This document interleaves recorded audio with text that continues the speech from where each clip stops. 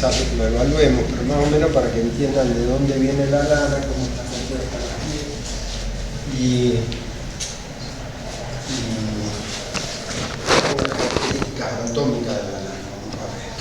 En primer lugar vamos a ver la piel, cómo está formada, el tejido epitelial. Ustedes saben que en animales y en mamíferos y en lo que sea,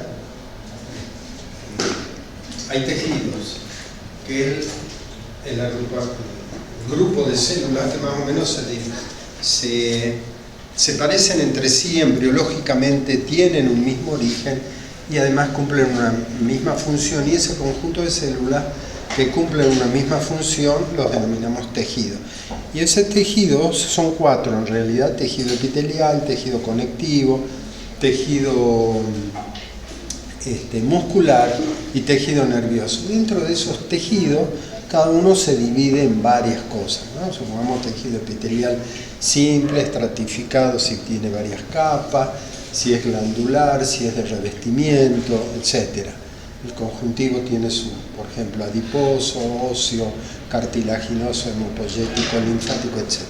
Nosotros vamos a hablar solamente del tejido epitelial y de la piel, básicamente para que veamos de dónde es originaria la lana.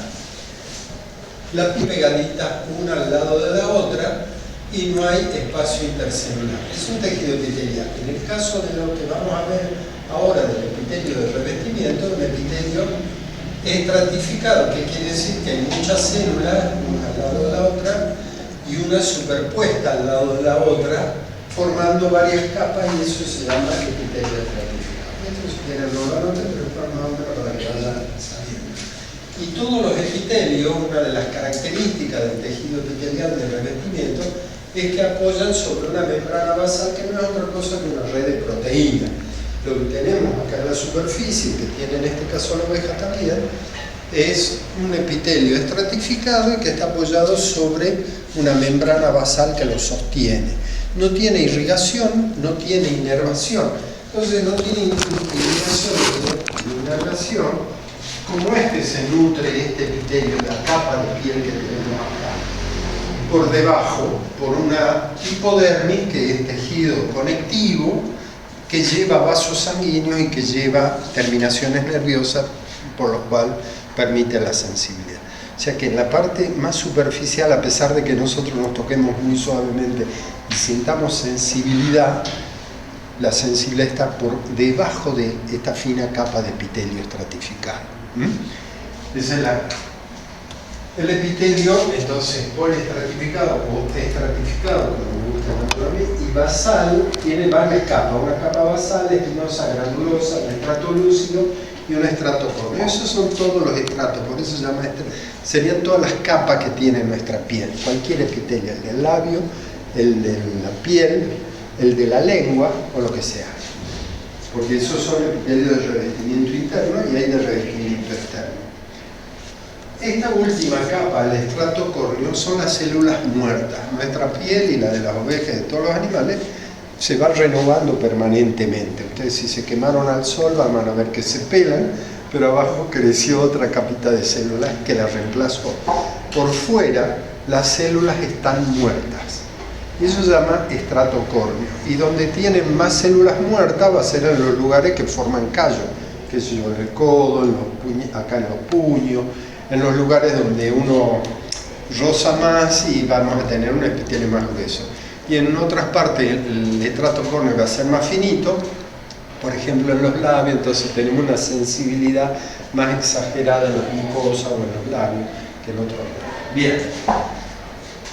La dermis es el tejido conjuntivo subyacente y el tejido de contacto, la hipodermis. Ahí se la muestro. Este es un esquema de la piel donde vemos el epitelio, que es esta última capita nada más, pero ven que no tiene irrigación ni inervación. Sin embargo, el tejido que está por abajo, que le denominamos dermis, es tejido conectivo, tejido de otro origen. Tejido conectivo se caracteriza por tener mucho espacio intercelular. Las células están muy desparramadas por ahí, en cambio estas están todas amontonadas, ¿ven? permite la elasticidad que tenemos debajo de la piel, es gracias a la dermis o al tejido que está por debajo del epitelio. Bien, todo esto forma la piel. Y la hipodermis, la parte más abajo todavía, acá es donde llegan las terminaciones nerviosas y donde llegan los vasos sanguíneos para poder nutrir células que están vivas. La última capa además está muerta. Bien, esto en cuanto a la estructura de la piel. Ahora lo que nos interesa ahora es la lana y de dónde viene, y por eso vamos a ver algunas otras cositas. ¿Cuáles son las funciones de esta piel o de este tejido epitelial? En primer lugar, de protección, porque nos limita con el medio, no limita a la oreja también con el medio. Es protección. En segundo lugar, regulación de la temperatura. Tercero, sensitiva. Yo dije que en la epidermis, pero en la dermis y en la hipodermis sí hay terminaciones nerviosas. O sea, tenemos la sensibilidad. Excreción, porque segregamos a través de las glándulas sebáceas y sudoríparas. Yo digo segregamos, pero las ovejas, hablemos como si fuera una oveja. Segregan la oveja a través de las glándulas sebáceas que largan cera y de las glándulas sudoríparas que largan sudor, excretan sustancias de desecho, por ejemplo, sustancias lubricantes, sustancias aislantes, sustancias protectoras, etc. Hay también proceso de absorción en la piel. Cualquier cosa que... Vieron que ahora los antiinflamatorios, los deportistas se los pegan en una especie de parche de calco porque se absorbe por la piel. Medicamentos, lo que sea, se absorbe por la piel. Ustedes los agrónomos lo deben saber muy bien por el tema de la toxicidad de la mochila de los que fumigan, viste que te chorrea. No, pero es la piel nomás, no lo tomé. No, se absorbe por piel y te envenena igual, ¿no? Bien, hay absorción y también hay conducción de un lugar a otro de materiales. Bien, esas son las funciones de la piel. Ahora vamos a ver cómo está formada la piel. Además de tener este tejido epitelial, hay faneras. Eso se llama epitelio. Y el epitelio además tiene faneras. Faneras son, por ejemplo, las uñas, las pezuñas, los cuernos, etcétera, que son originarios de la piel, del epidermis, del tejido epitelial. Así como hay glándulas que segregan hacia la piel, como las glándulas sebáceas, las sudoríparas, las mamarias. Todas esas glándulas embriológicamente son originarias del epitelio, del tejido epitelial. Ahora vamos a ver cómo se va a ir formando el embrión en ese desarrollo fetal de un ovino. Y habíamos dicho, ¿se acuerdan en una de las clases que era importante que a los 100 días no faltara comida? Porque a los 100 días comenzaban a formarse los folículos secundarios, que son los que producen agua. Pero antes de eso se producen unos folículos que se llaman primarios, folículos primarios que producen pelo. Una característica de los mamíferos es pelo. Los mamíferos tienen, para que sean mamíferos, tienen que tener glándula mamaria, pelo y dientes con picos, dientes diferenciados, incisivos, caninos, etc. Eso es típico de los mamíferos. Entonces, el pelo se origina del folículo primario. ¿Y cómo se origina ese folículo primario? Esta capa de células de epitelio comienza a invaginarse, a meterse hacia adentro, como si fuera esto, y va formando lo que se llama un folículo piloso. El folículo piloso obviamente va a formar pelos. Y el folículo piloso tiene la característica de tener acá un bulbo que genera el pelo. Tiene acá en la base un músculo que lo une a la capa basal del epidermis, que es un músculo liso, una fibra muscular lisa. Lisa quiere decir que no la contraigo a mi voluntad. Yo no puedo parar los pelos de mi brazo, pero si tengo un susto bárbaro o una emoción importante, se paran los pelos. ¿Vieron un perro cuando te ladra? Se paran los pelos del lomo. A nosotros, ustedes dicen, se nos puso la piel de gallina, o se nos puso la piel, ¿cómo es? De pollo, ¿o de qué? De gallina, claro. Porque hay un músculo piloerector que cuando hay una descarga de adrenalina se contrae. Y es un mecanismo de protección. En un puercoespín se paran todos los pelos como si un pelo tuvo. Porque hay una descarga de adrenalina, se paran los pelos. Se nos enfría el cuerpo, nos ponemos blanco. La adrenalina hace esto. Tenemos un susto. O nos vamos a pelear con algo. Una oveja se va a pelear con algo. La oveja tiene poco pelo. Tiene pelo. Yo quiero que sepan diferenciar un folículo piloso y un lanoso. Por eso el primario es piloso. Tiene un músculo piloerector. Cuando hay adrenalina, la adrenalina produce efectos en el sistema.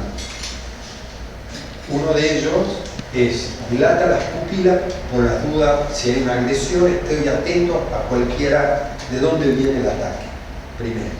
Segundo, para los pelos, porque me está defendiendo. Tercero, vasoconstricción periférica, me pongo blanco porque todos nuestros vasos sanguíneos de afuera no quieren hemorragia. Y sin embargo, toda esa sangre va a los músculos, porque o voy a atacar o voy a salir corriendo. Eso depende del tipo de enfrentamiento que tengamos. Todo eso lo hace la adrenalina. Bien. En el folículo primario también desemboca una glándula que es la glándula sudorípara. Y desemboca otra glándula, yo me pongo así enfrentada, que es la glándula sebácea. La sudorípara produce sudor, que es más líquido, con sales, y la sebácea produce aceite, grasa, etc. Básicamente, esa grasa y ese aceite que producen los folículos primarios, en los folículos secundarios está multiplicado por varios. O sea, si un folículo primario tiene una glándula sebácea que larga cera o grasa, los folículos secundarios tienen una pero gigante y larga mucha más cera y mucha más grasa. Entonces vamos a diferenciar. Esto sería un folículo primario, donde hay un pelo, donde hay una glándula sudorípara que puede desembocar, esto es una glándula sebácea, donde hay un músculo piloerector. Vamos a ver la siguiente. Esto es el folículo primario, ¿ven? El pelo, el bulbo, que hace, acá hay células vivas, pero acá todas las células están muertas, las que salen. Acá está el músculo piloerector, acá hay una gran glándula sebácea y glándula sudorípara que no está puesta. Acá hay una sudorípara que está desembocando en la piel. También puede desembocar dentro del folículo primario.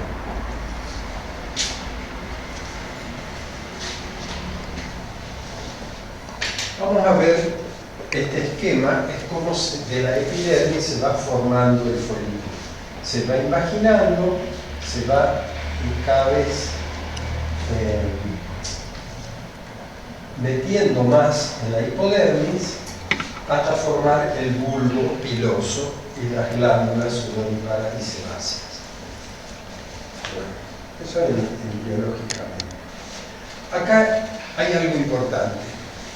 Mientras el feto se está desarrollando, no tiene pelos, hasta los 40 o 50 días que empiezan a formarse los folículos primarios y se empiezan a formar en la cabeza, desde la cabeza para atrás, por el cuello, por el dorso, por el lomo, y después empiezan a formarse por acá, por los costados, hasta por último llegar al vientre y a los miembros anteriores y posteriores. Eso se va formando a los 40 o 50 días de vida fetal. pero maduran los folículos primarios entre los 100 y 110 días. En primer lugar, hay un solo folículo que se va formando y visto desde arriba, entonces esta sería la piel, y yo veo un folículo que se imaginó y se formó a los 40 o 50 días. Posteriormente a eso, se forman dos folículos primarios más chiquitos al costado, acá y acá, y se llama etapa de trío. ¿Cuándo ocurre esto? Entre los 90 días, más o menos, aproximadamente. Pero estos son pelos, que en lana, en producción de lana, no nos interesa, porque el pelo ya vamos a ver qué características tiene. En cambio, los folículos secundarios se empiezan a formar a partir de los 90 días, 80-90 días, también desde la cabeza hacia atrás, igual. Y los folículos secundarios, a ver, con otro color, van rodeando a esta etapa de trío o folículos primarios. Esto visto desde arriba. Siempre hay más folículos secundarios que folículos primarios. En ovinos, obviamente, porque producen lana y no tanto pelo. A medida que la lana es más fina, tiene mayor cantidad de folículos secundarios por folículos primarios. Si la lana es más gruesa, tiene menor cantidad de folículos secundarios por cantidad de folículos primarios. No se ve lo verde, ¿no? De allá atrás. ¿Ven? ¿Sí ven? Bueno, entonces se empiezan a formar a la vuelta, desde la cabeza, el cuello, el dorso, el lomo, y después hacia abajo, esos folículos secundarios, que son los que producen la lana. Y esos folículos secundarios pasa lo mismo, hay una invaginación, pero no hay músculo piloerector. No separan las lanas, separan los pelos. No tenemos músculo piloerector. Y tampoco tenemos glándulas sudoríparas. Tenemos glándulas sebáceas, y muy grandes las glándulas sebáceas, tanto que segregan un montón. Esa secreción de glándula sebácea mezclada con un poco de la glándula sudorípara hacen una mezcla aceitosa, grasosa, que recubre a las fibras de lana y a los pelos y a la piel, protegiéndola. Y a eso se llama suarda.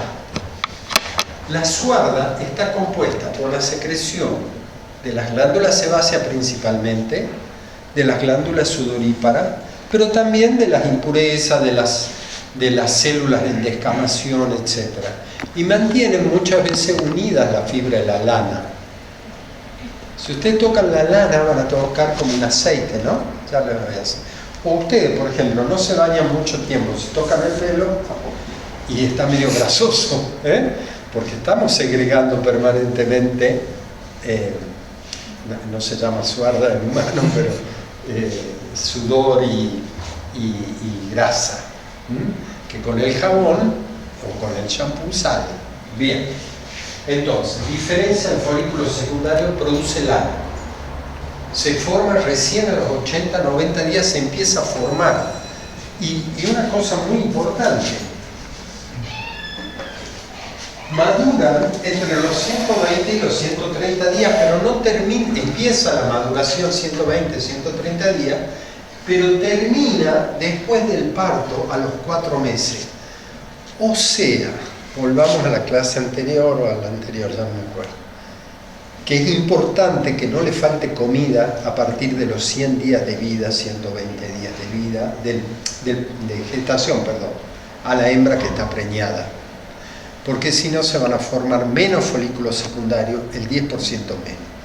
Y usted dice, bueno, un vellón de 4 kilos voy a perder el 10%, voy a perder 400 gramos de lana nada más. Pero lo multipliquemos por 5.000 ovejas y van a ver la cantidad de kilos de lana que se pierde por no haber alimentado bien en esta última etapa de la gestación. Además, con el agravante que si no alimentamos bien a partir de los 100, 120 días, la hembra va a sacrificar lo suyo para el feto. Entonces vamos a tener en las ovejas lana quebradiza porque son más angostitas de diámetro durante la gestación y la lactancia. Bien, eso quiero que quede bien claro. Entonces, hasta ahora lo importante que vimos, el folículo primario se forma a los 30-40 días, madura a los 100 días, cuando a los 90 empezamos una etapa de trío. En cambio, el secundario empieza a los 90 días, madura desde los 130 días o 120 hasta los 4 meses después de nacido. Bien.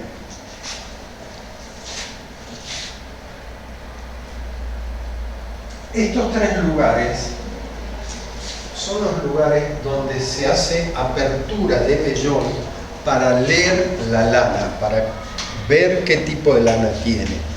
O si se toman muestras para laboratorio, que lo hace en la cabaña, de los animales puros de pedigre para seleccionar por finura, por densidad, por elasticidad, por lo que sea de esa lana, las muestras se van a tomar de acá.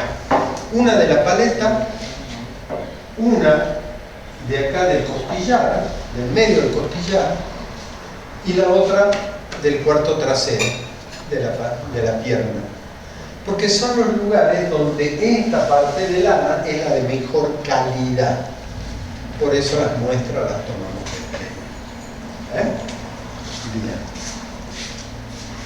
En la siguiente diapositiva vamos a ver la relación de folículos primarios con folículos secundarios. Una subalimentación, una alimentación baja, una época de carencia, de sequía, de lo que sea, disminuye y retarda el crecimiento de los folículos secundarios. Lo habíamos visto a partir de los 120 días hasta los 4 meses de lactancia. Y acá dice densidad folicular de acuerdo a las razas. Yo les acabo de decir que a medida que la lana era más gruesa, había menor cantidad de folículos secundarios que de folículos primarios. Y a medida que la lana era más fina, había mayor cantidad de folículos secundarios por folículos primarios.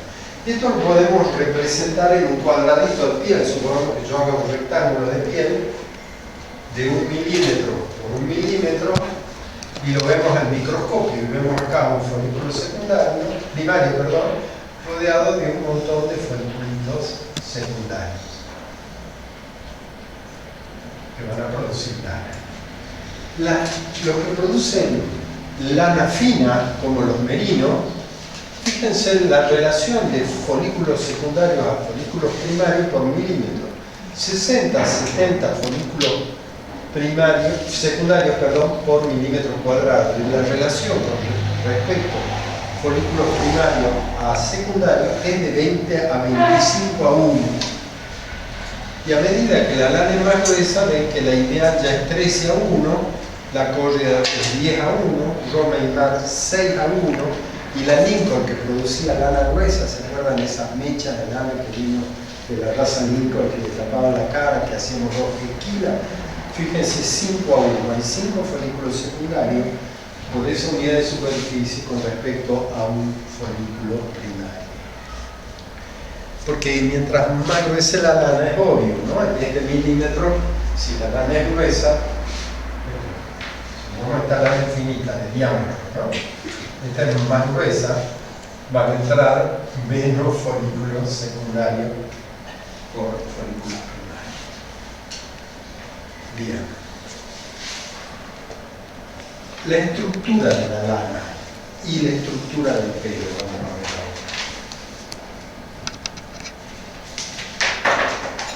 Fíjense. Esto es un libro. Mejor verlo en un libro. Acá vemos una lana. En realidad estas fotos es lana peinada, lavada y además vista en el microscopio, pero está, ¿cómo se llama cuando está apelmazada? Entonces vemos la característica de la lana apelmazada, que se comporta como un pelo. Yo le voy a hacer un dibujo parecido a este, pero yo lo voy a hacer al revés, como que bueno, lo hago así, me sale más fácil. La lana tiene una capa por fuera que se llama cutícula. Yo lo hago al revés porque las tejas del tejado me salen mejor al revés.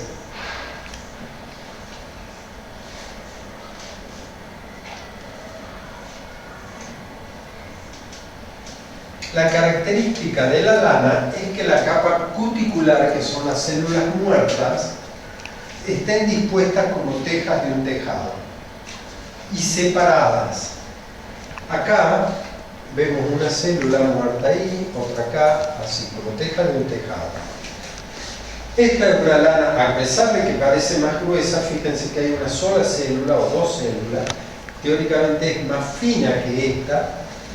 Entonces, si una lana es más finita, las células siempre son del mismo tamaño.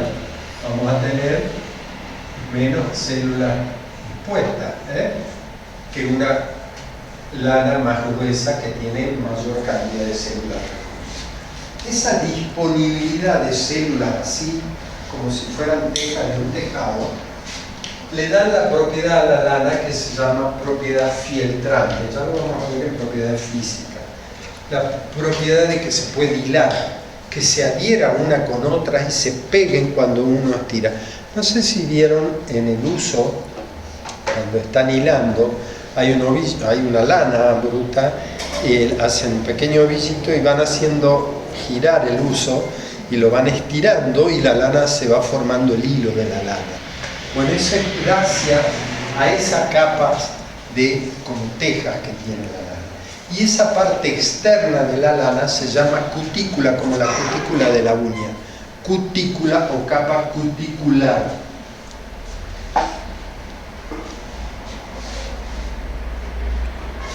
La capa cuticular representa el 10% de todo lo que es la lana. Está compuesta por células muertas, queratinizadas. Tienen una epicutícula, que es una barrera química que es como un aceite, y una exocutícula y una endocutícula, de acuerdo a la superficie externa, media o interna de esa cutícula. Vamos a ver, acá miren, acá hay una cosa interesante. Esta es una lana gruesa, esta es una lana fina, pero la cantidad de células es lo que varía. Pero acá hay un truquito. Yo les había dicho, no un truquito, sino es una cosa que yo hasta ahora les dije que la lana tenía células dispuestas en forma de tejado. Y el pelo no. El pelo que se forma en los folículos primarios, yo voy a dibujar un pelo acá, la cutícula del pelo tiene células dispuestas como si fueran los mosaicos del piso. Una célula pegadita al lado de la otra, sin esa escalón que sobresale en las tejas.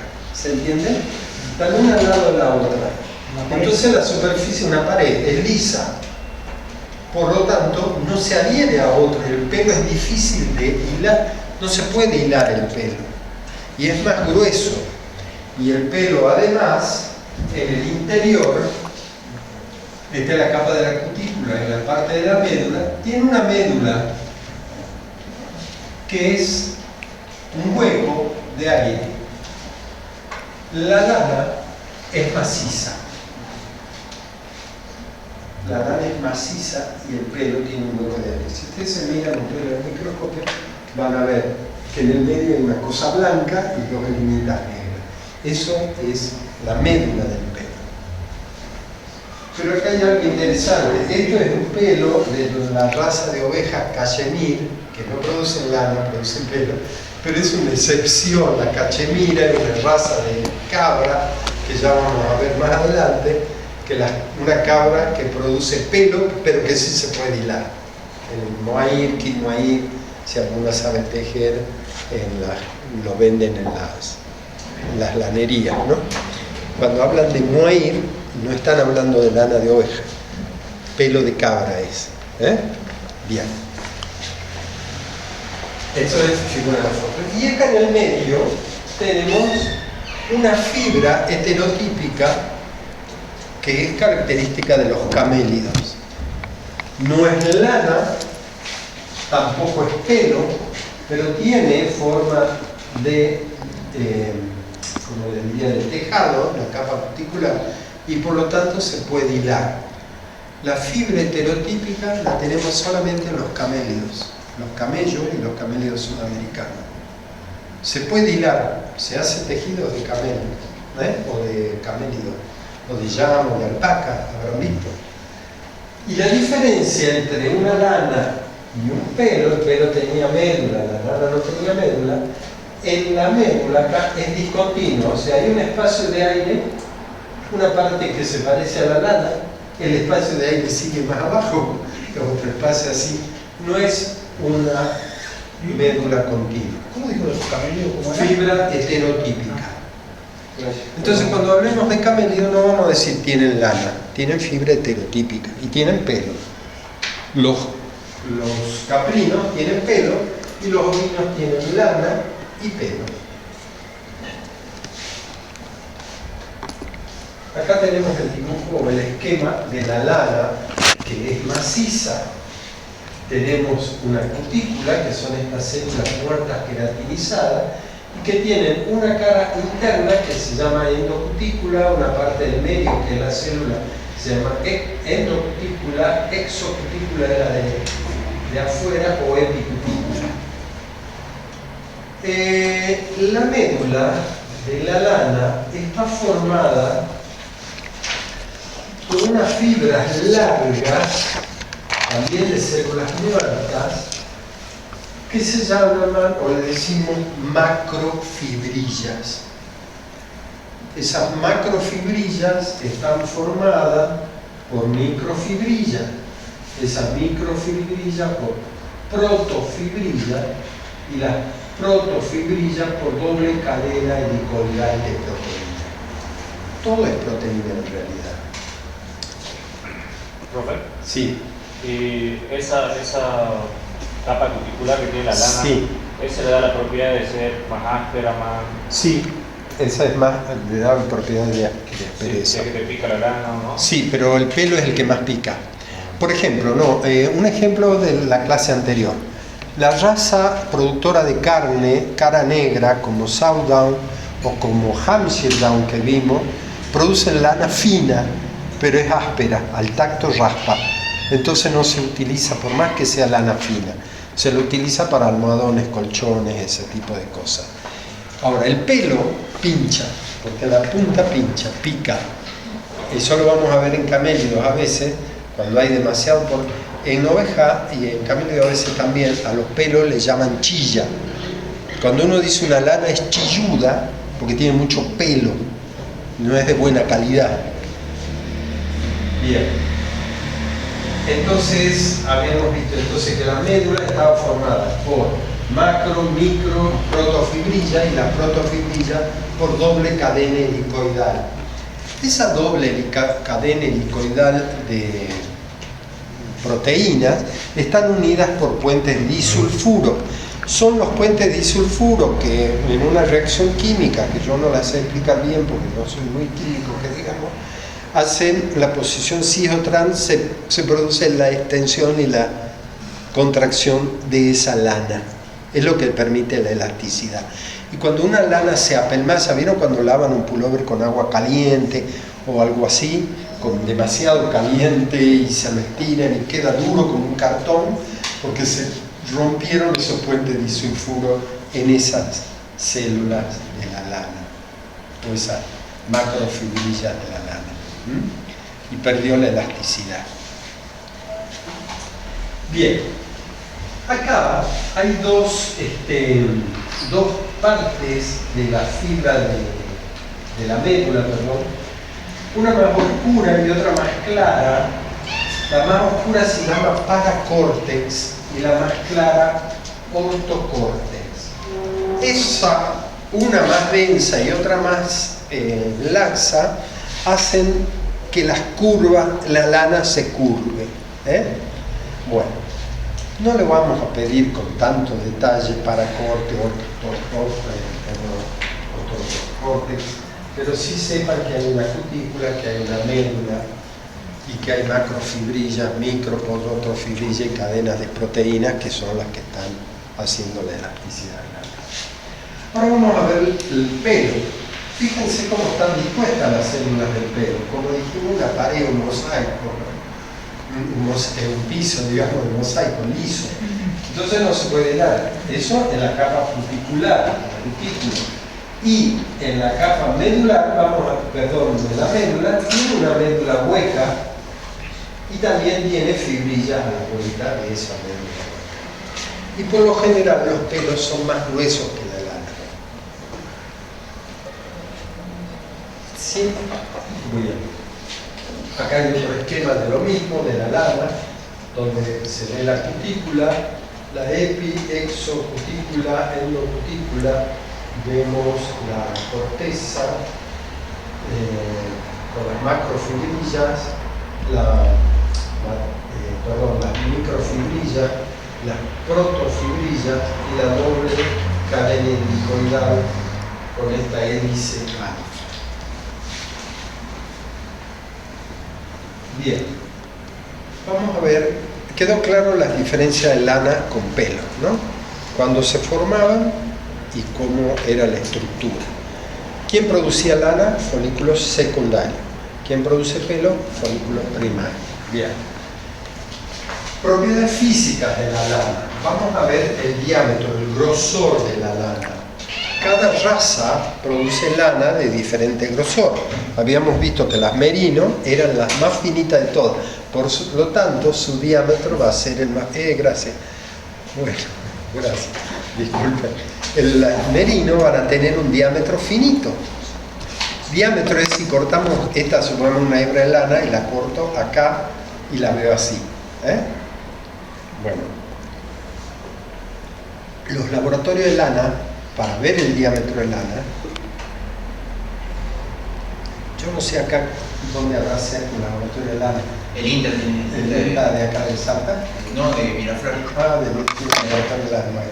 Porque en mi época, en La Plata, o en Bariloche, o en Bahía Blanca, donde había laboratorios de lana, ¿cómo se medía el diámetro para seleccionar un buen reproductor? Por ejemplo, era un microscopio con una pantalla como esta, y la pantalla está milimetrada, y entonces se ponían cortes de lana, y entonces uno podía medir en la pantalla, pero no estar midiendo en un microscopio muy chiquito, cuántos milímetros de... Y era importante el diámetro, sobre todo en la raza merino, para seleccionar reproductores que tengan el menor diámetro, porque a menos diámetro más suavecita la lana, más finita era. Entonces se usaba en caballo. Y el diámetro está relacionado también con otras propiedades, como por ejemplo la resistencia. Si es de menor diámetro va a ser una lana menos resistente. Pero también está relacionado con otras propiedades físicas como ser la elasticidad.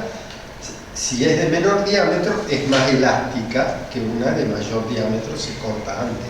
Es más resistente, pero no es tan elástica. Y está relacionada con la longitud de mecha. A menor diámetro, menor longitud de mecha. Está relacionada con la densidad, y eso es obvio, porque si tiene menos diámetro va a haber mayor cantidad de lana por unidad de superficie, o sea, va a ser más densa. Los clasificadores de lana, la densidad, la miden los peritos clasificadores, no los que se dedican en el campo a clasificar lana, así como hay clasificador de tabaco, hay clasificadores de lana. Entonces miden el diámetro, pero ellos no tienen un microscopio para medir. Lo miden y lo miran. Miden la elasticidad, la estiran. Miden la compacticidad, la aprietan y miden la densidad. La compacticidad también está relacionada con el diámetro. A menor diámetro, más compacta se puede hacer la lana. Yo puedo agarrar un ovillo de lana y si el diámetro es finito, lo puedo aplastar más chiquitito. Lo suelto y se vuelve a la normalidad. Eso es elasticidad. densidad, compacticidad, resistencia, ya dijimos que a menor diámetro, menor resistencia. Extensibilidad es, la elasticidad es que estiramos la lana y vuelve a su posición normal. Pero la extensibilidad es cuánto se estira esa lana. Y mientras las lanas son de menor diámetro, como tienen mayor ondulaciones, se estiran más. O sea, a menor diámetro, mayor extensibilidad. Lo repasemos de nuevo después. Elasticidad lo mismo. A menor diámetro, más elástico. El diámetro. Bueno, higroscopicidad es un tema aparte, lo vamos a ver aparte, porque todas las lanas son higroscópicas. Higroscópica quiere decir que chupan agua, la absorben agua. Y el carácter también está relacionado con el diámetro. El carácter de la lana es el número de ondulaciones por pulgada que tiene esa lana. Y está relacionada con el diámetro. Entonces volvamos de nuevo. Así nos queda claro. Si el diámetro es finito, la longitud de la mecha, ¿cómo va a ser? ¿Corta o larga? Corta, exactamente. Diámetro finito, mecha corta. Diámetro grueso, mecha larga. Si el diámetro es finito, ¿cómo va a ser la densidad? ¿Mucha o poca? Mucha, exacto, porque hay mucho a la vuelta. Si la lana es más gruesa, menos densidad. Si el diámetro es finito, chiquito, digamos, ¿cómo va a ser la compacticidad? Mucha. Claro, yo estoy diciendo ustedes, pero ¿cómo va a ser mucho? Hiciera una hebra de lana gruesa, iba a ser baja, poca. La resistencia, el diámetro, si la lana era finita, obviamente poca. La extensibilidad y la elasticidad, a medida que el diámetro es más chiquito, va a ser mayor. Exacto. Y el diámetro relacionado con el carácter, a medida que es más finito, mayor carácter tiene, más ondulaciones por pulgada tiene. Bien. Parece difícil, pero lo va sacando si lo pensás. La higroscopicidad es otra propiedad de la lana que se usa mucho en la comercialización.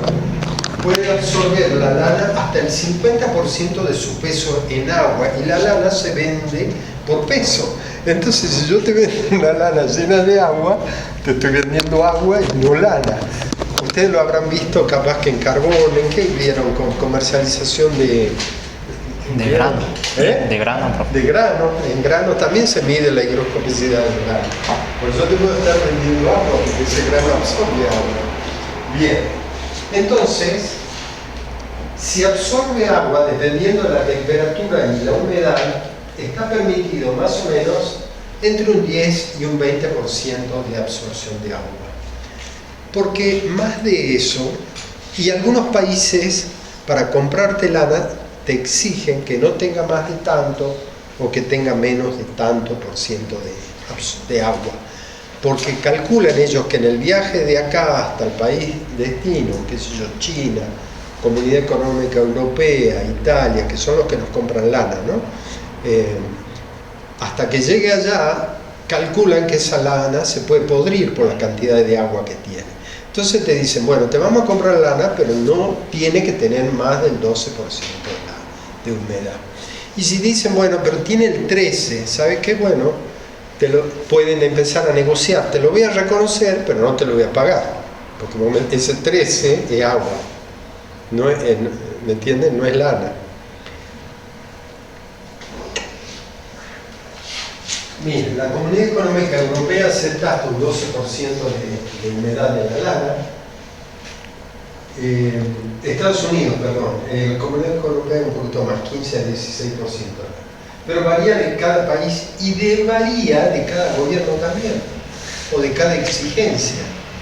Cuando no te quieren comprar te ponen cualquier excusa, como uno, o cuando te quieren bajar el precio. Bien, la lana, el problema de la higroscopicidad es que al tener humedad pierde resistencia, se vuelve quebradiza. Si yo mojo una lana es más fácil romperla que una lana que esté seca. Y además se produce el ardido de la lana. Ardido no es que se prenda fuego, sino que se pudre. Pero en el vocabulario de lana se denomina ardido de la lana. Cuando decimos que una lana se puede arder, se puede podrir y no sirve para la industria. Bien. Algo les quería decir de esto. Supongamos que Estados Unidos te recibe hasta un 12% de humedad y vos le vendés lana con un 12% de humedad y ellos te pagan entonces el 12% menos del valor de esa lana, porque se supone que vos le estás vendiendo 12% de agua y no te lo van a pagar. ¿Y cómo se mide? En una balanza, en un aparatito con una balanza, y se colocan una libra de lana, el aparatito tiene una balanza y tiene una temperatura. Entonces se cierra el aparatito, se prende como una estufa y va calentando, calentando y se va sacando todo el vapor de agua. Cuando el peso queda constante, ya una libra no va a ser una libra, va a pesar un poquito menos porque se evapora el agua. Esa es la diferencia, te sacan el porcentaje de cuánta agua tiene. Yo creo que más o menos lo mismo que hacen con granos, ¿no? Viene un aparatito así para medir la humedad en granos, ¿no? Creo. Bien. Elasticidad. Ya lo hemos visto. Está dado por la estructura molecular helicoidal, eso que decíamos, esos puentes disulfuro. Hay una relación entre elasticidad, finura y dentro de esto con la suavidad. A medida que es más fina, generalmente más suave, generalmente más elástica. Salvo en la raza Hanseatic, que perdió suavidad. Es fina, es elástica, pero no es suave. Bueno, y la propiedad del lignado tiene gran importancia en la elasticidad, porque es la flexibilidad de la lana. Bueno, justo el trajítulo no puedo demostrar, pero supongamos que fuera de lana, esa elasticidad que da el tejido de lana va a estar dada por eso. Bueno, bien que el polar no tiene nada de elasticidad, yo quise hacer el ejemplo y me quedé. Bueno, es la condición por la cual la lana adopta una dirección que se imprime, se dobla con facilidad sin romperse. Bien. Vamos a ver, la extensibilidad está influenciada por la humedad y la temperatura. A medida que aumenta la humedad y aumenta la temperatura, disminuye la extensibilidad y se rompe. La densidad está regida por el diámetro. Menor diámetro, mayor densidad. El número de hebras en una determinada superficie de piel expresada en centímetros cuadrados o pulgadas cuadradas. Se usa mucho la pulgada y esa medida porque los ingleses tuvieron la revolución industrial y fueron los que diseñaron las máquinas de la industria. La resistencia depende del diámetro. Mientras mayor diámetro, mayor resistencia, pero también de la humedad y la temperatura. Si la lana se abre, pierde resistencia, si tiene mucha humedad. La capacidad de resistir una tracción antes de romperse, eso se denomina vocalmente nervio y se mide en unidades Newton. Esta N es Newton. Sí lo puse. Hasta unidades Newton por kilotex. Y eso lo mide un dinamómetro. Es como un aparatito con una pincita que agarra una hebra de lana finita, otra pincita la agarra de acá y la va estirando. Y la estira y mide cuántos centímetros se pudo estirar. Entonces ahí podemos sacar la extensibilidad. Y después sigue estirando hasta que ¡tac! Se corta. Mide la resistencia en unidades Newton. Un vellón de merino, una lana quebradiza, tiene menos de 22 Newton. Y una resistente más de 38 Newton. Es un ejemplo. Acá no tenemos esa máquina, el INTA de Abrapampa debe tenerla, ¿no? Me imagino el dinamómetro para resistencia. No, porque lo que hace el aparato en realidad mide solamente diámetro. Ya, mide el diámetro. En otros laboratorios está el dinamómetro que te puede medir la resistencia. ¿Cómo lo hace el perito para medir esa resistencia? A mano. Son tan cancheros que ya más o menos traccionan, tiran y dicen, bueno, es poco o muy resistente esta lana. Bien. El perito me refiero al perito clasificador de lana. Bueno, la densidad, habíamos dicho el número de fibra por unidad de superficie, la habíamos dicho cómo está. Esto es el carácter. El carácter es el número de ondulaciones por pulgada, pero ¿cómo medimos el carácter? No medimos esta onda con esta, no contamos 1, 2, 3, contamos 1, 2, 3, ¿se entiende? Contamos. Acá vemos el carácter, contamos 1, 2, 3 ondulaciones, supongamos que esto fuera una pulgada. Y vemos que a medida que más ondulaciones tiene, más extensibilidad hay, más elasticidad hay, más compacticidad hay. Y mientras más ondulaciones, más fina es la lana. Y acá vemos una lana donde se puede ver las ondulaciones. Yo no, ¿cómo voy a contar? O las cuento a estas, o las cuento a estas. Entonces, pongo una pulgada, que son 2,5 centímetros, más o menos, un dedo mío. Ahí una pulgada es esta, ¿no?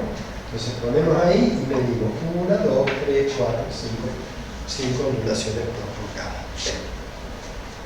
Y vamos, eso para clasificar la lana.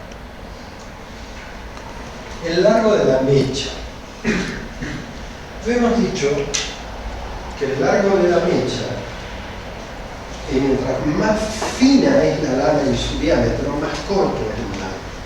Pero el largo de mecha de la merino dijimos que era de 6 o 7 centímetros de largo, que era lo más fino que hay. Y lo más fino es porque las máquinas para hilado necesitan mínimo unos 7 centímetros de largo de mecha, porque menores de 7 centímetros, la lana no la puede tomar la máquina hilandera, sino va acardado, no hilado, y pierde valor económico. Entonces ustedes dirán, ¿cómo hacen con, por ejemplo, no hablemos de lana de fibra heterotípica, la vicuña, que a veces tiene menos, no lo hace cualquier máquina, de hecho la lana de vicuña se hila solamente en Catamarca, ¿no? Si mal no recuerdo. Sí. En Catamarca, porque es el lugar donde tienen unas máquinas, o lo hacen a mano, esa es otra historia, o lo hacen manualmente, porque si no la máquina de hilandería no la toma. Los merinos por eso tienen de 7 a 11 centímetros de largo de mecha. La pólvora ideal, que producía lana entre fina, gruesa y cruza fina, 10 a 13 centímetros de largo de mecha, la córrega de 13 a 16. ¿Por qué tan larga la córrega? Porque había tenido sangre limpia. La pólvora ideal también, y las lados de tinta de 13 centímetros. Roma y Mar 15 a 18 centímetros y la Lincoln, que podía llegar hasta 30 centímetros, lo cual nos permitía esquilar 2 veces al año. Y el producto de la esquila de las Lincoln, cuando esquilamos 2 veces al año, se denominan medias lanas. Cuando ustedes ven el precio de las medias lanas, es porque están hablando de lana Lincoln, de una esquila bianual. Perdón, bianual, 2 veces en el año, al revés. Medias lanas. La raza Lincoln es la única que permite doble esquila. Acá vamos a ver las diferencias entre lana, fibra heterotípica, pelo y un término nuevo que no se los nombré hasta ahora, que es el KEMS. KEMS es un pelo, pero es un pelo que tienen los recién nacidos y que aproximadamente a los 4 meses terminan de expulsarlo. Se cae. Es como un mecanismo de defensa. Vieron que los bebés nacen peluditos y después les va cambiando el pelo, hasta el color, hasta a veces sale más rudito, más lacio. Bueno, no quiero hacer comparación muy de animales, mi mujer me mata porque siempre comparo animales con mis nietos, mis hijos, pero es el primer pelito que sale cuando recién han nacido, que es un pelo grueso. Ese pelo que es de defensa y lo tienen los corderos. Bien, vamos a ver las características de la lana. Yo les dije que era simétrica. Dijimos que la superficie es escamosa, como tejas, ¿no? Como escamas. El crecimiento es continuo. Eso es otra cosa. La lana es de crecimiento continuo. Y ahora volvamos a la primer clase. Los animales silvestres, los ovinos silvestres, el ovis musmón, el ovis arial, el ovis, cualquier ovino de los silvestres que dieron origen al ovino actual, el crecimiento de la lana no es constante, no es crecimiento. Tiene una lana de verano, una lana de invierno y hace muda. El hombre vio que algunos animales producían lana en crecimiento continuo y lo fue seleccionando por miles de años.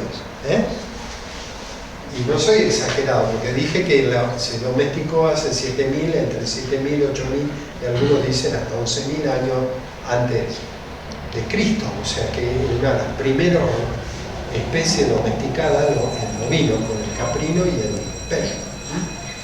Bien, crecimiento continuo, eso fue fruto de la selección humana, se supone. El diámetro, generalmente las lanas son menos de 40 micrones de diámetro y la fibra es cilíndrica, es un cilindro. Vamos a ver lo totalmente opuesto. El pelo tiene médula, la superficie es lisa, no es escamosa, o sea que no se puede hilar, salvo el pelo de las cabras, cachemira y el gore. Pongamos aparte eso.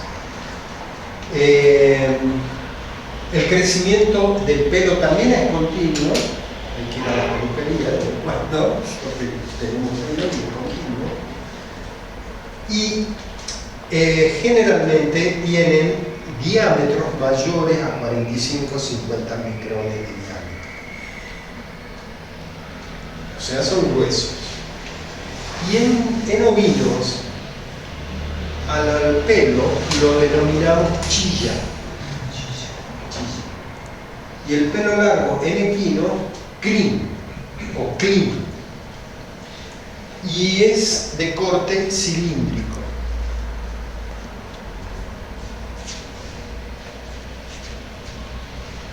Bueno,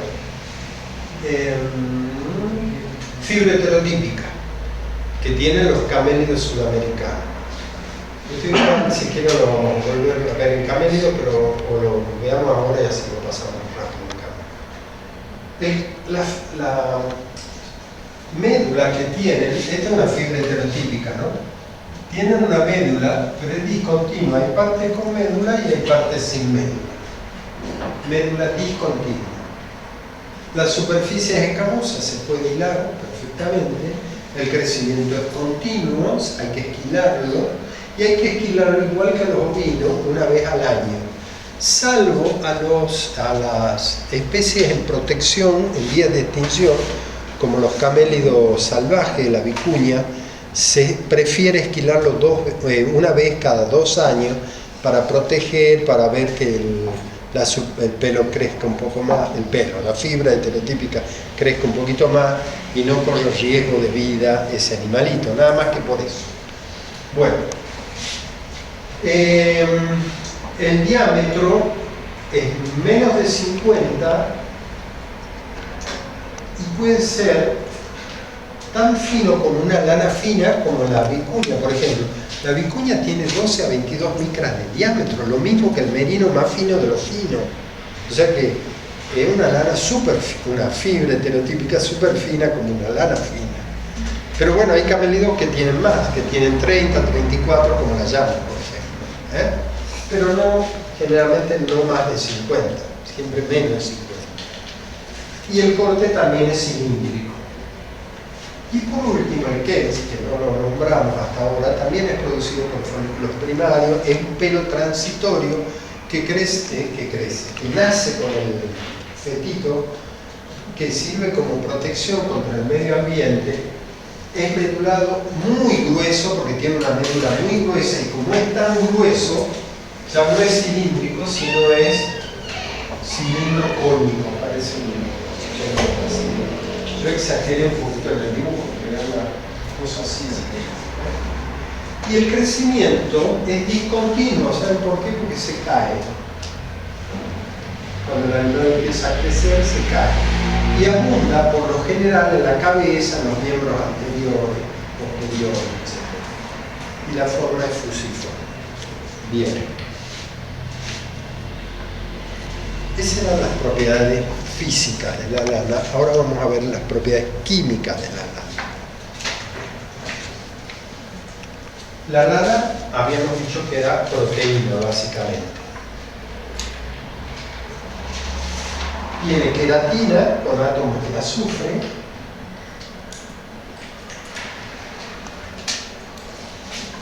Y las moléculas esas que forman la queratina son moléculas de cistina con grupos disulfuros. ¿Vieron que los shampoos vienen con queratina para no sé qué hacerle? Yo no soy experto porque no tengo pelo, pero viene para que el pelo sea más lacio, u otra con no sé qué para que el pelo quede más grudito. Y son todos básicamente queratina, colágeno y esas cosas, pues son proteínas. Básicamente queratina y colágeno. Eso es. Y estos puentes de azufre o grupos disulfuro son los que le dan la elasticidad. Y si se rompen esos puentes disulfuro, la lana se apelmaza y perdió la elasticidad. Esa es la única importancia de la química de cómo está compuesta químicamente la lana. Ah, qué bueno, me las trajiste, gracias, no las había visto, qué bueno. Bueno.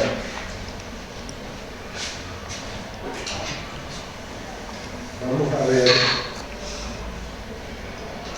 estos frasquitos, pedacitos de cuero con lana, y me gustaría, ya que estamos, espérenme, no les hablé de la suarda, que es lo que une esta lana, lo que mantiene unida esta lana. Dijimos que estaba formada por las secreciones de las glándulas sebáceas y sudoríparas. Y también con las células que se descaman acá. Y le dan la suavidad, le dan un poco lubrican, la protegen, la impermeabilizan a la lana, esa suarda. Y básicamente está formada por grasa. ¿Pero qué tipo de grasa? Primero, colesterol, androstenol, colesterol y androstenol son los dos componentes principales. Y un aceite que es muy común y se llama como la lana. ¿Qué aceite sería? La lanolina. Lanolina porque se extrae de la suarda, de la lana. ¿Colesterol y qué más posee? Androstenol. Bueno, me gustaría que vean el carácter, que vean el largo de mecha corta, una densidad bastante compacta, vean el carácter, el número de ondulaciones por pulgada. Yo les voy a dar un paquetito y lo van pasando, así vamos viendo algunas lanas de oveja.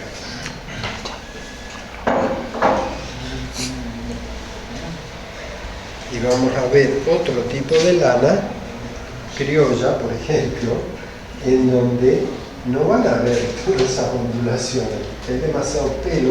Toquen la suavidad de esta lana y toquen la suavidad después de esa lana. La van pasando, me gustaría que todos aprecien una criolla y un merino, por ejemplo, ¿no?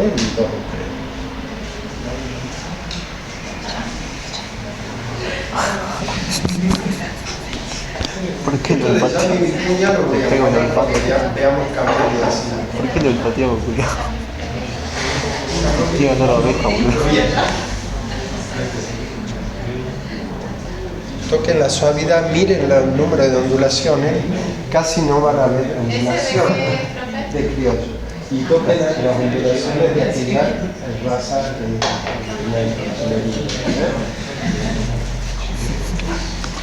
Miren las ondulaciones de la carolina. Merece un... Bueno.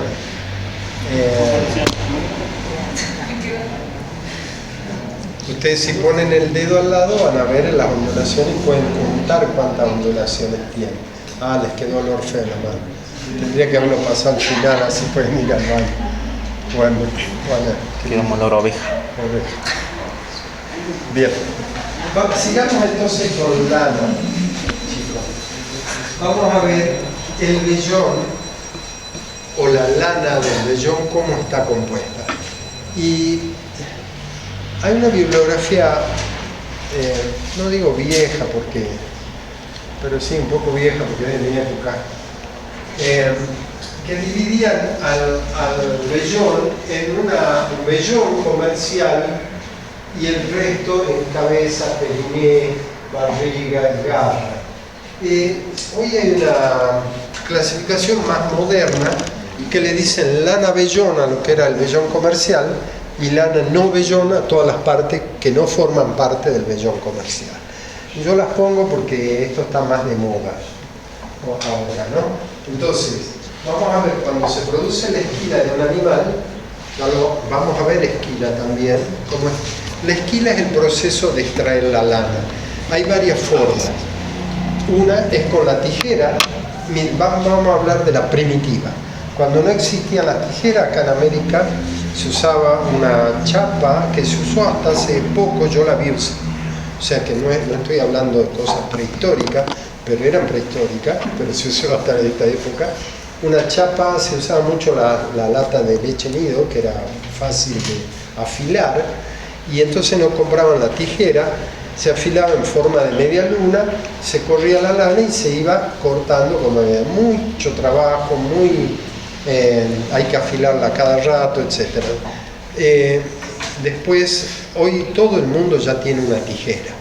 La tijera, cuando no tenían tijera había programas sociales como Programa Social Agropecuario, el INTA, Plan Andino, un montón de programas que le proveían tijera a los productores para que esquilen con tijera. Eso se puede hacer, hay de marcas más económicas, es como un cuchillo. El más económico se te va a botar enseguida y el más caro te va a conservar el filo más tiempo. Se hizo famosa una tijera que venía con una bigornia, eran unas tijeras de origen inglés, y hoy en día, como se hizo tan famosa que la gente pedía la tijera con la bigornia, las tijeras esta inglesas tienen la marca Bigornia y se llaman Bigornia, y son las que, no quiero hacer propaganda, pero son las que mejor conservan el filo. Así como decimos un cuchillo de origen alemán o un arbolito conserva más el filo, estas tienen fama de hacerlo mejor. Después hay otras marcas más económicas, Patagonia, Hunter, que es un intermedio, etcétera, etcétera. La tijera se utiliza para esquilar, para sacar lana, y la máquina de esquila, que también se utiliza para sacarle la lana. Y está también en uso una cosa muy moderna, pero que no la he visto usar nunca, porque debe ser, la he visto sí en los... Sí, perdón.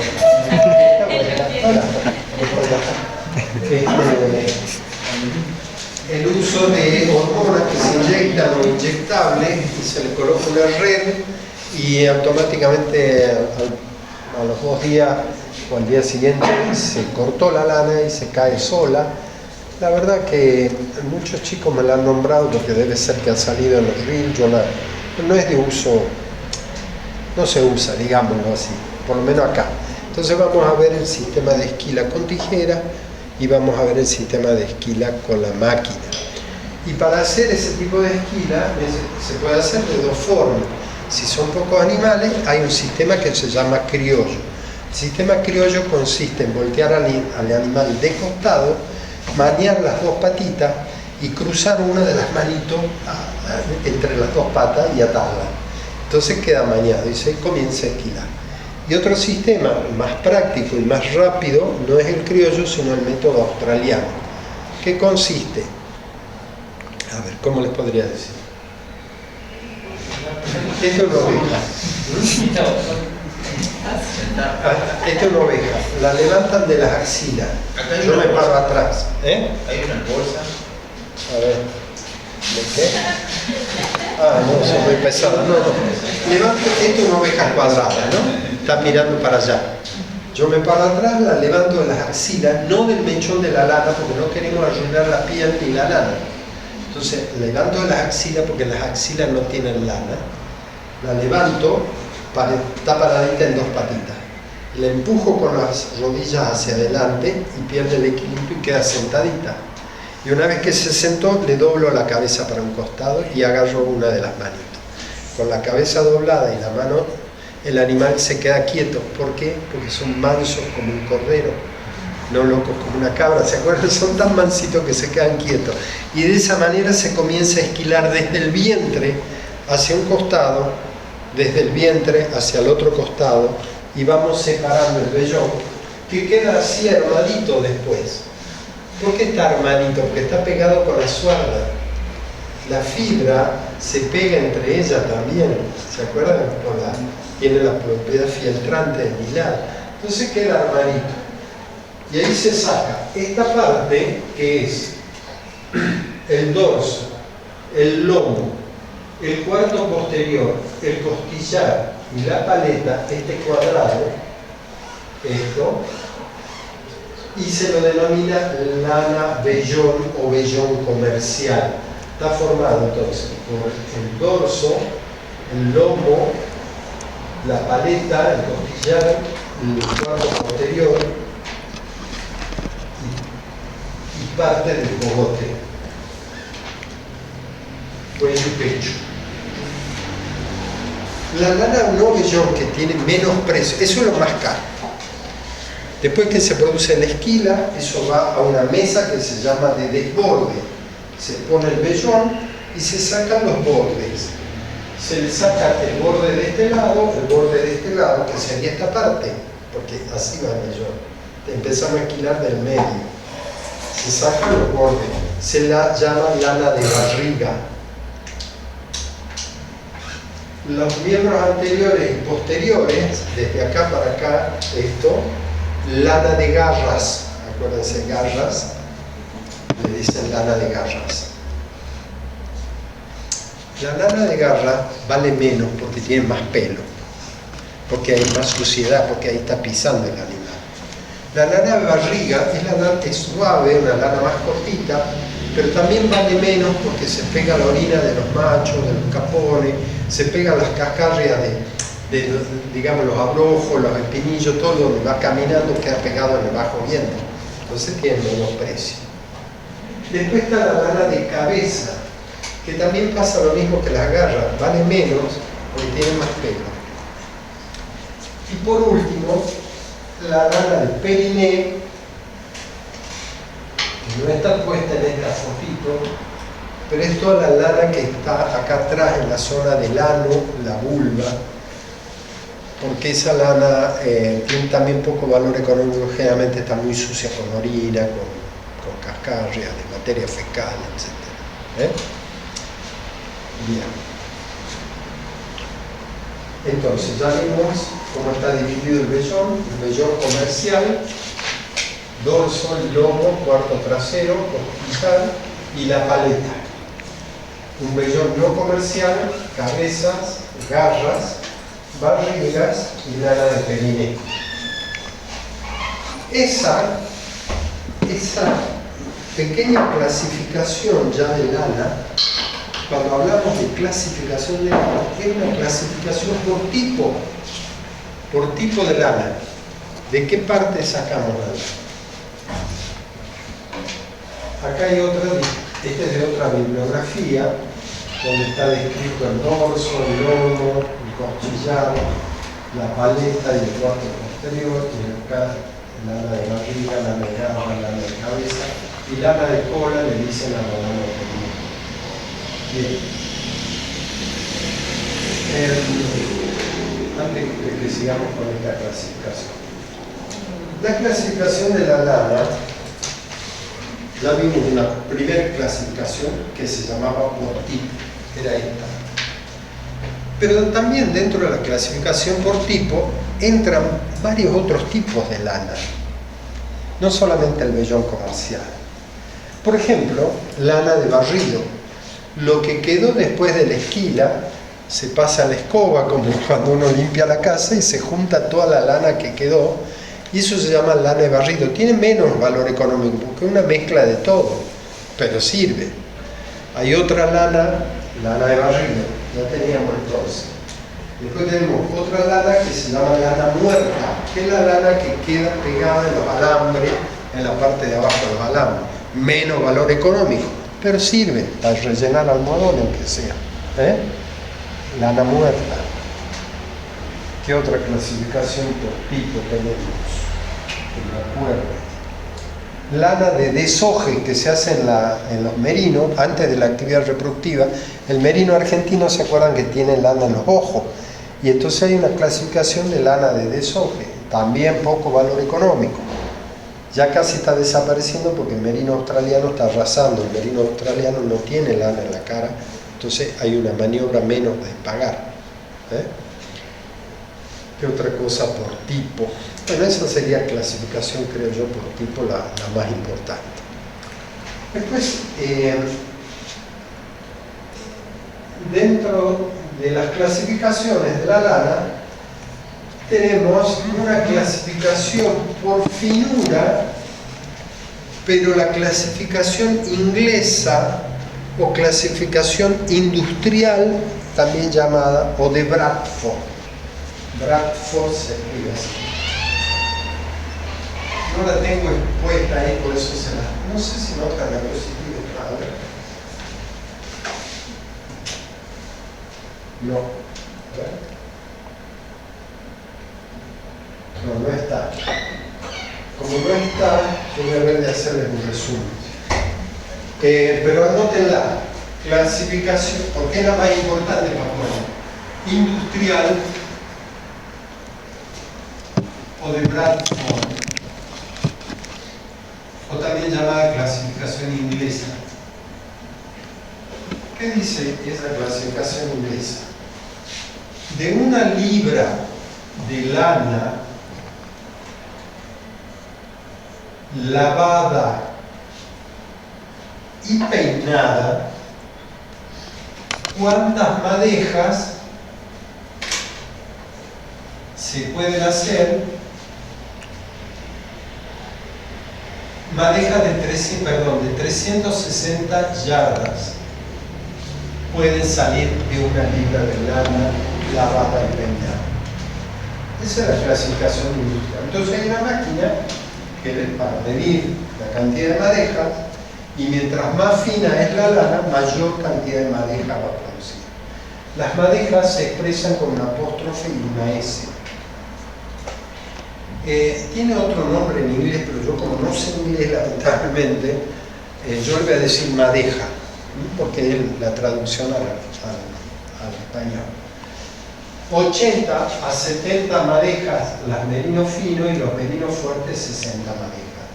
O sea que de 1 libra de lana, o sea de 440 y pico gramos de lana, 450 gramos de lana, podemos hacer 60 o 70 ovillos de 360 yardas.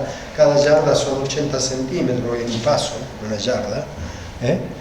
Que un paso se calcula que es 80 centímetros, y calculemos 360 yardas, son como 3 cuadras y pico de largo, del ovillo de esa lanita. Fíjense, mientras más fina, más cantidad de madejas sale. La raza ideal produce lana cruza media y la córrida, que van de 50 a 58 madejas. 64 ya pasa a formar parte de lana fina. La raza córrida, que cruza media, ya vamos a ver esa clasificación porque decimos cruza fina media, produce entre 50 y 58 madejas, la Roma y Mar 40 a 50 y la Lincoln de 36 a 40. Como había dicho, con 450 gramos de lana se pueden hacer, ¿qué cantidad de ovillos? Se pueden hacer de 360 yardas de largo. O sea, la máquina va haciendo ovillo. Llega a los 360, lo va midiendo en metro, en yarda. Corta y engancha la máquina otro ovillo, hace 2 ovillos, 3 ovillos, 4 ovillos, 60 ovillos. Eso te marca mientras más fina es la lana, mayor cantidad de ovillos se puede hacer. Y fíjense la relación con el carácter. Mientras mayor carácter, más ondulaciones por pulgada, lana más fina. Mientras menos ondulación por pulgada, lana más gruesa. A este cuadrito, si quieren ponerle acá lana fina, acá. No quiero pintar esto porque es un delete, pero acá pónganle lana fina. Acá y acá cruza, acá cruza fina. Acá. Estos dos, ideal y corredor. Roma y Mar, cruza media. Cruza media. Y acá le pongamos cruza gruesa. Y hay un ítem que no está en la clasificación, que es la raza, la criolla, que no está dentro de la clasificación de lana, pero sí la ponemos. Se llama en castellano criolla y en inglés carpet work. La clasificación inglesa la nombra afuera de esto, carpet work, o sea, lana para hacer carpeta, para hacer alfombra, para hacer tapices, para el relleno de colchones, de almohadas, de almohadones, pero no para hilandería. Y el criollo nuestro entra de esa clasificación. ¿Profe? Sí. La ideal y la córreda era... Sí, así es. La ideal puede ser fina o cruza fina. La córreda cruza fina.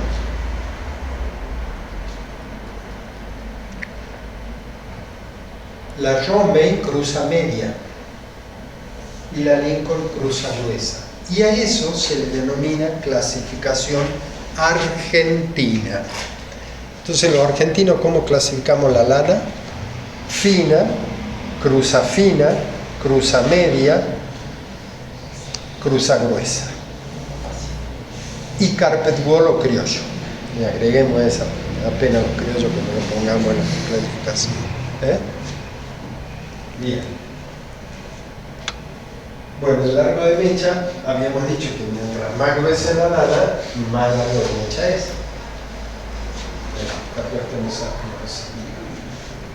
Acá están los merinos, los diámetros promedio en micra. Lo vamos a ver igual. No, lo vimos ya en raza, así que lo vimos. Este es otro tipo de clasificación. Acá vemos esquila. Y acá quiero mostrarles algunos tipos de esquila. Esto es la esquila criolla. El animal está maniado en las patas y las manos cruzadas y se esquila con la tijera.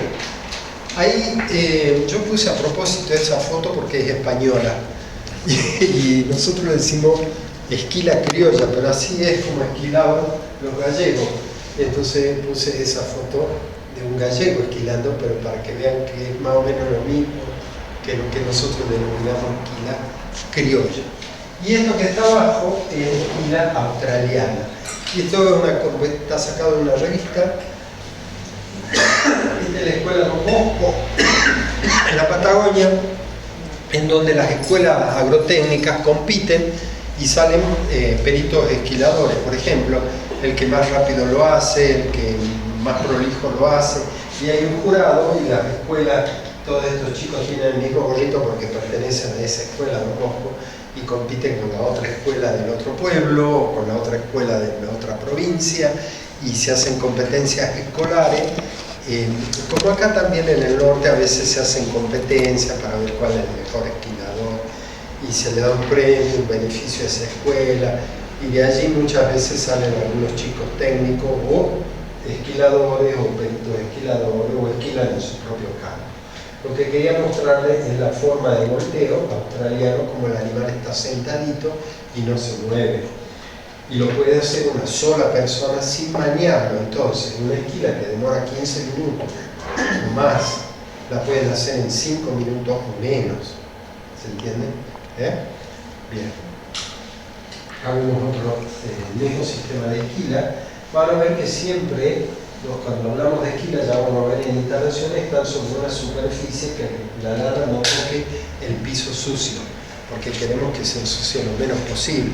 O se colocan tarimas, o se colocan lonas, como las lonas de los camiones, o algún tipo de aislante del piso, como en este caso una lona. Y esto es una esquila mecánica, pero fíjense con la máquina que se está haciendo y ven un cable por ahí, porque es una esquila turística, digamos, todos acá, un montón de chicos, un montón de gente viendo, en lo que se llama turismo rural, que se llevan a la gente en Buenos Aires a comer un asado en una estancia, entonces los hacen andar un poquito a caballo, les muestran cómo se esquila una oveja, les muestran cómo se ordeña una vaca.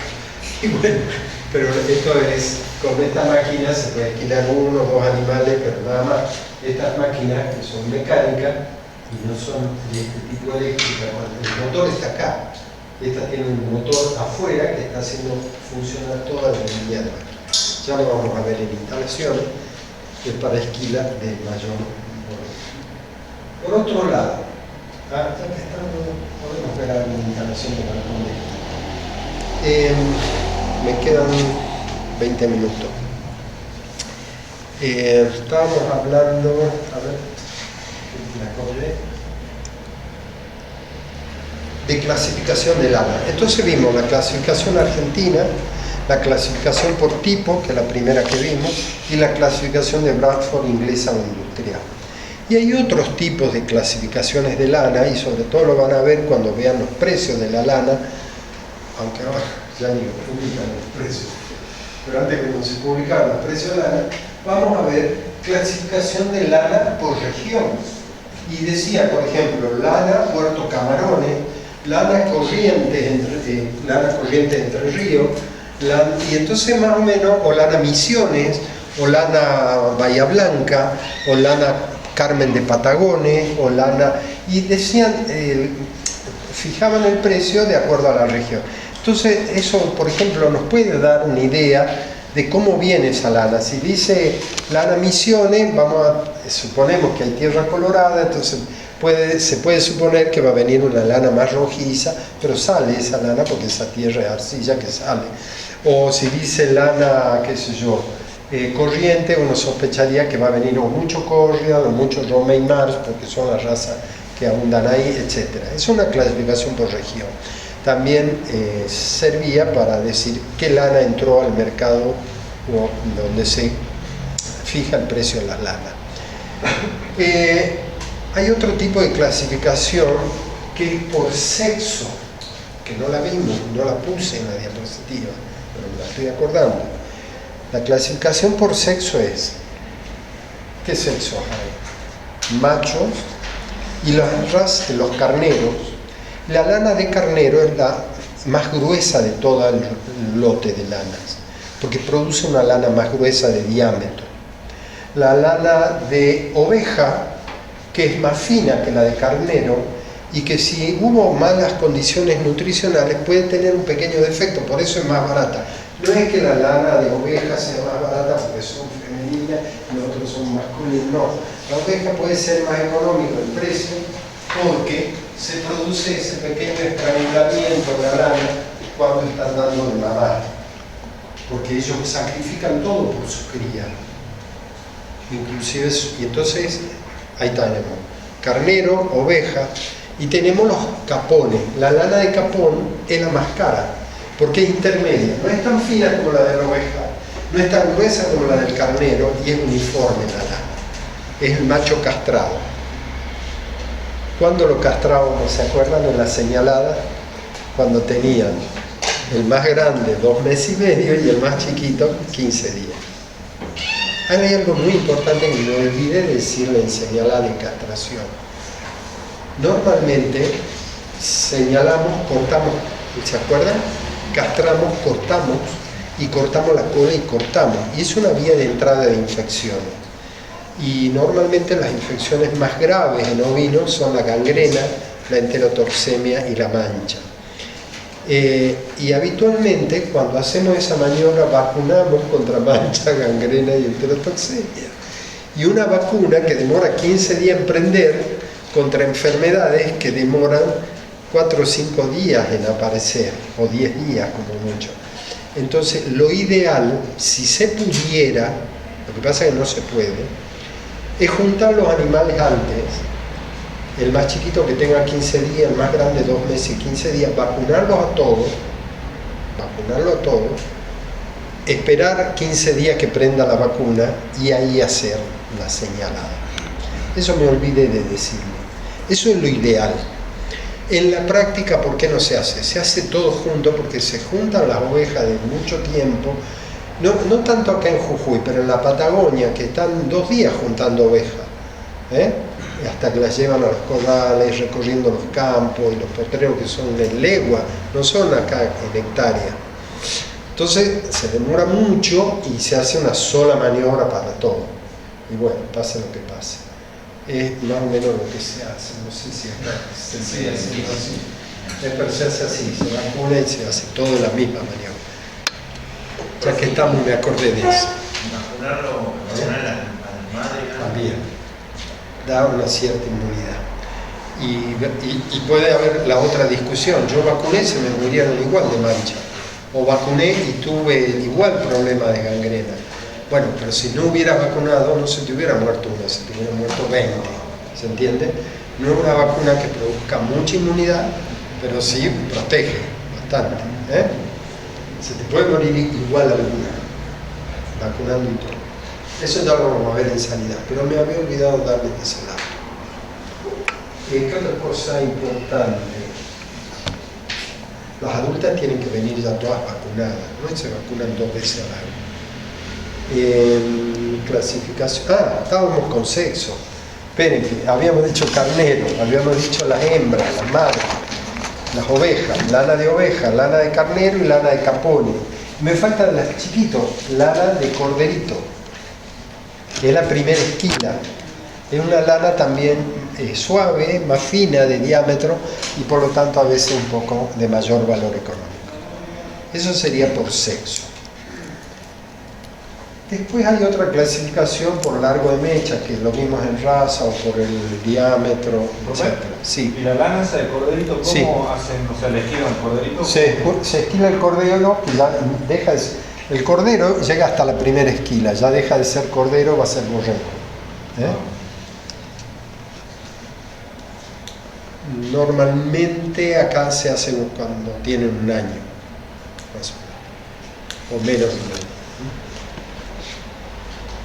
Y cordero hasta los 4 o 6 meses y después es borrego hasta el año ya es adulto. ¿Cómo nos damos cuenta que una lana esquilada es de cordero? Porque en la punta tiene un rulito.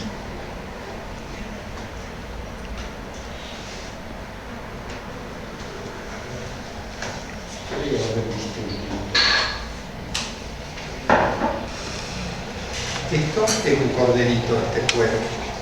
¿Ven el rulito al final? Hay un rulito, no fue esquilado, es un corderito que se la pone. El que vieron. Bueno, terminamos entonces con clasificación de lanas. Ya que me quedan 10 minutos nada más, no voy a empezar otro tema, vamos a mostrar lo que es un galpón de esquila y cómo se esquila. Bueno, esta es una foto del libro, es el galpón de Tierra del Fuego, el galpón del campo de la familia Menéndez Betty, es el galpón de esquila más grande del mundo, ha batido un récord, por eso lo pongo como foto así gigante, porque el más grande del mundo todavía, nadie tiene un galpón como ese. Pero más o menos, si fuera más chiquito, si fuera hasta acá, o hasta acá, o hasta acá, o hasta acá, o hasta acá, pueden ser, todos tienen más o menos las mismas características. En Jujuy no tenemos muchas veces galpones de esquila, porque la cantidad de animales que tiene una familia oscila más o menos 350 ovejas, cosa que se puede esquilar en un día. Y estos galpones son los vamos a ver mucho en la Patagonia, porque son campos más grandes que albergan tienen mayor cantidad de animales, por lo tanto necesitan estos galpones de esquila. Ahora, si hay un galpón común, el garage donde guardan los tractores, utilizan el garage ese. El INTA, por ejemplo, tiene un galpón de esquila, el INTA de Miraflores. Y lo utilizan también para guardar otras cosas, pero tienen un galpón de esquila y no era una explotación tan grande. familiarmente vamos a ver cómo se hace y vamos a ver cómo se hace en un galpón de esquí. Yo voy de lo más grande a lo más chiquito. Vamos a ver los galpones de esquí. Generalmente es una estructura techada. Yo voy a hacer un mapa acá. A ver, si puedo tener un mapa, un plano. Visto desde arriba, ¿no? Igual cuando veamos instalaciones lo voy a repetir. Me quedan 10 minutos y no los voy a desperdiciar. Salvo que tengan alguna pregunta al respecto. Podemos hacer varios modelos. Vamos a hacer uno acá, podríamos hacer otro acá. Pero una estructura de un galpón. Imaginémonos esto un galpón. Imagínense eso un galpón. ¿Okay? Y vamos a ver por fuera del galpón. Esto está techado con chapa. Galpones que pueden ser de 2 metros de alto, de 1,80 m mínimo, está techado con chapa y de un piso y de 2 pisos en algunos lados. Por ejemplo, para ver ustedes, es un galpón de chapa. Vamos a ver lo siguiente. Afuera de los galpones hay una puerta de entrada al galpón que puede ser acá o puede ser acá, como ustedes quieran diseñarlo. Y por fuera del galpón vamos a ver una serie de corrales y un callejón en el medio. Estos corrales de aparte, se van a juntar las ovejitas. Y a medida que las van trayendo del campo, las van clasificando. Por ejemplo, ponemos acá los capones, acá ponemos las hembras, acá ponemos los machos. Nos vamos organizando, digámoslo así. Hay que tratar de que las ovejas madres que están con cría en pie entren al último en la esquila para que no se pierdan los corderitos de la madre y no entren de la madre. Las que vienen con cría en pie las separamos que sigan mamando los corderos con la mamá. Y acá dentro del galpón, entrando por acá o por donde entre, si vamos acá lo mismo, también hay corrales. Hay una calle central de corrales.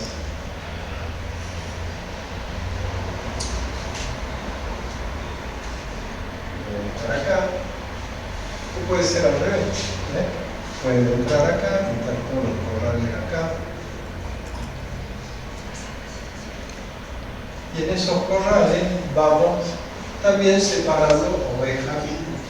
Las primeras que van entrando las dejamos acá, las otras las vamos poniendo afuera.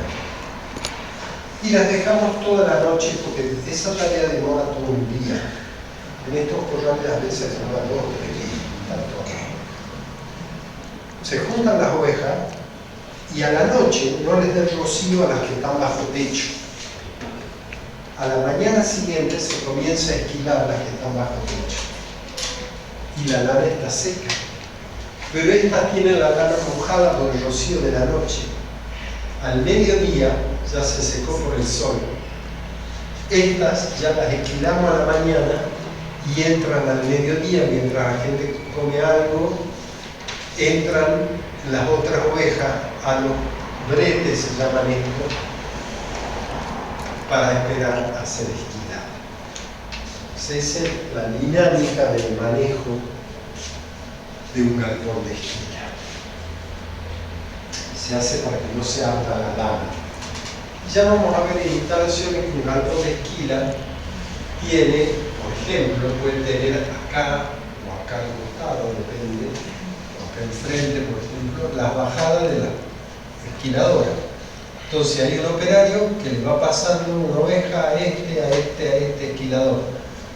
De cada lugar él la va esquilando y esa producto de la esquila, el mismo operario que le lleva la oveja a uno, a este terminó, le lleva la oveja al otro, este terminó, recoge el vellón y lo pone en una mesa que se llama mesa de desborde. Ahí hay otro tipo que separa las garras, va haciendo paquetitos con el vellón y lo pasa a una mesa de clasificación.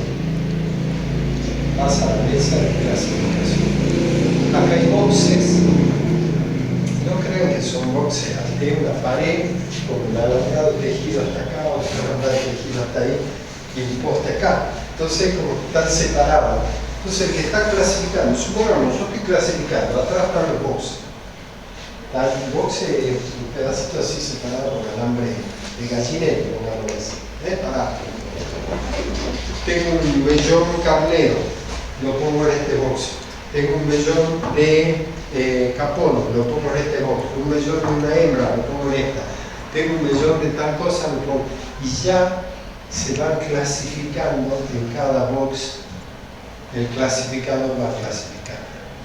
Y si son muy especializados, pueden clasificar por finura. Este es de tal finura, y este entonces lo pongo acá al lado, que es más grueso, este va a ser más fino. ¿Se entiende? Lo van manejando de esa manera. ¿Y qué hace el esquilador que está paradito acá atrás de una puerta? Acá generalmente hay puertas, esas vaivén, vieron esas que se abren y se cierran solas, como la de los COVID que entran así, se cierran solas en el salón. Bueno, no, pero estas son bien cerraditas, ¿no? Entonces termina de esquilar el esquilador y saca la oveja para afuera. La saca para afuera del galpón.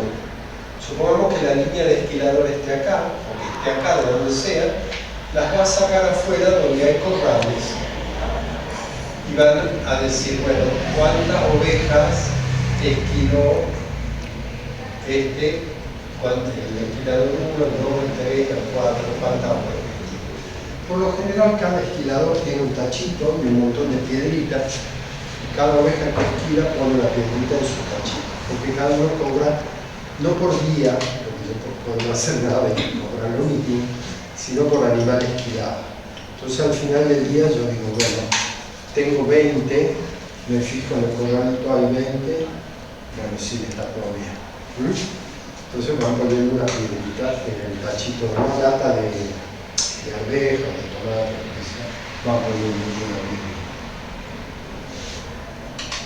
Dentro del galpón de esquila hay un médico. Hay un chico que generalmente le dicen el médico, que tiene en su mano un desinfectante y un curabichera. Entonces, cuando un esquilador corta la piel de algún animal, porque las máquinas pueden cortar, si le das tijera es más fácil todavía de cortarlo y lastimarlo, el esquilador dice médico y viene el chiquito con le echa el desinfectante y el curabichera. A todo ese equipo se lo denomina comparsa, a los esquiladores que trabajan ahí. Y hay un capataz de comparsa que es el que controla que no haya avivadas, generalmente es el que está repartiendo los animales y también está controlando cuánto esquila cada uno. Porque el cual finalmente tiene que pagar a cada uno por animal esquilado. En el mismo galpón de esquila, entonces, en la mesa estaba la mesa y la mesa de clasificación. Al final podemos tener una prensa. Y miren acá, ya terminamos, ya son las medias. Estos son los corrales de encierro de afuera, del galpón de esquila. Acá tenemos una prensa, ven este señor que está ahí arriba de la prensa. Hoy en día los fardos se hacen con esta lona alpillera de plástico, no sé cómo se llama, con lona. Antiguamente era con bolsa alpillera, ahora con estos, no es un nylon, pero son tipo las bolsas esas, ¿ven? Como bolsa de maíz esa. Entonces se colocan unos unchos, se llena la prensa es como un gran cuadrado así, se llena de lana y hay de dos tipos, hidráulicas, neumáticas con aire comprimido o hidráulica con aceite, prensan la lana, cuando ya no da más, se pasan los unchos, se ajusta y después viene un operario y cose los bordes del fardo. Hay dos tipos de fardo. Un fardo que es pequeño, como estos, que son fardos de 250 kilos para comercio interior. Para exportación, los fardos son de 450 kilos, casi el doble. Unos son de 250 y otros de 400. Y acá en el norte, miren, acá está la mesa clasificadora, acá está la mesa de desborde, ahí está la prensa, ahí está la armando el faro, por ahí está la prensa. Y acá está ya prensado y cuántos kilos y todo. Acá en el norte tenemos dos formas. Esta es la que tiene el Inca, que es muy común en Corrientes, se llaman bolsones, porque no es tanta la cantidad de lana que se saca. Bien, es como un aro. Acá arriba hay un aro donde se engancha una bolsa. Una bolsa. Tiene más o menos esta altura. Ven que lo pedales está parado arriba, viene la altura del hombre, es alto, es como un aro de básquet, un poquito más alto que yo, que es mi mano, digamos. Entonces se va tirando la lana ahí. El operario al final, cuando esto ya está lleno, comienza a prensarlo, pone él arriba y lo prensa. Lo prensa, después se cose y queda como una gran almohada. Y eso entra perfectamente en una caja de una camioneta grande. Una caja de una camioneta. Y se comercializa. Eso es muy común en Corrientes, en Entre Ríos, acá en el norte, algunos lo tienen, y lo más común en el norte es el amarro. No lo tengo, pero lo tengo en la diapositiva de instalación. El amarro es una lona así grande y se pone la lana en el medio. Se une, a ver, como si fuera un pañuelo, ¿no? Una bolsa, una lona grande, se pone la lana acá en el medio, se agarra esta punta con esta punta y se la junta. Y se hace un nudo, se aprieta lo más que se puede. Y se agarra esta punta con esta punta y se hace otro nudo. Y queda así con un paquetito. Esos paquetes también se comercializan en camioneta, generalmente pesan entre 70 y 80 kilos. Y estos bolsones 120, 150 kilos. Esa es la forma de comercializar. Bueno, terminamos con lana entonces, gracias a Dios.